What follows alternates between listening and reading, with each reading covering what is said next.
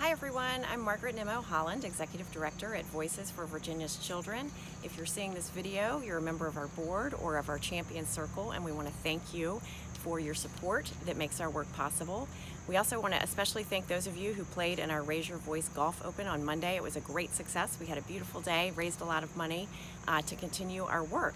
So I want to take a moment today and tell you about some of that policy work that we're doing and the great impact that we're having on children in Virginia. First of all, I want to talk about a mental health policy that we've been working on for a couple of years. Some of you may have seen the article in the Richmond Times-Dispatch or in other papers across the state the other day. We have been working with families who have had children had to be hospitalized in psychiatric hospitals and often are transported across the state to find the nearest available bed. And the way that works right now is that they are transported in the back of a law enforcement vehicle and sometimes handcuffed. And so what this legislation will do, and this funding, is provide alternative transportation for both adults and children who are being taken to a psychiatric hospital. They're going to be regular unmarked SUVs. They're going to have a lot more comfortable surroundings and a lot less stigma and trauma for those who are having to be transported to a psychiatric hospital because of a temporary detention order. So our policy analyst, Ashley Everett, has worked with families and worked with advocates for the last couple of years to make this possible.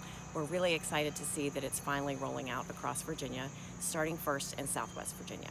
So that is one of the things that you make possible with your support. Another, as you know, is that it's election season here in Virginia. We're gearing up for all 140 seats in the House of Delegates and the State Senate being up in November. And we have produced, as I told you last time, an election guide highlighting some of the key issues for children in this election. And we're pleased to say that some of our partners are using this guide in candidate forums. In particular, I want to give a shout out to Emily Griffey, our policy director, who's been working with the Virginia Association for Early Childhood Education. The folks in Northern Virginia and Prince William have recently had candidate forums where they have distributed these election guides and asked questions from the guides. So if you haven't taken a look at that at our website, vakids.org, I encourage you to do so because we have some great information there. And so when candidates knock on your door, you will be equipped with the right questions to ask them. And finally, I want to highlight our census work. Our research director, Lauren Snellings, has been doing lots of presentations all around the state about counting your kids, and she has an exciting presentation coming up in Richmond on October 9th. We are partnering with the Community Foundation for Greater Richmond to educate those who work in the nonprofit sector about the importance of making sure that we get everyone counted, in particular young children under 5 who are the group most likely to be missed. So if you're in the Richmond area, please feel free to check out the Community Foundation's educational opportunities, and you'll see on October 9th, Lauren Snellings will be speaking to you about the census. Finally, I just want to say thank you so much for your support.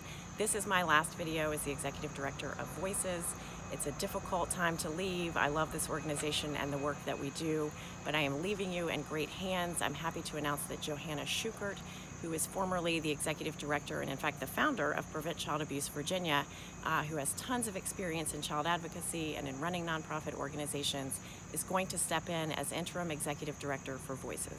So we're all really excited about this and where Voices is headed in the future, and so just wanted to reassure you that everything is in good hands. And again, thank you for all of your support.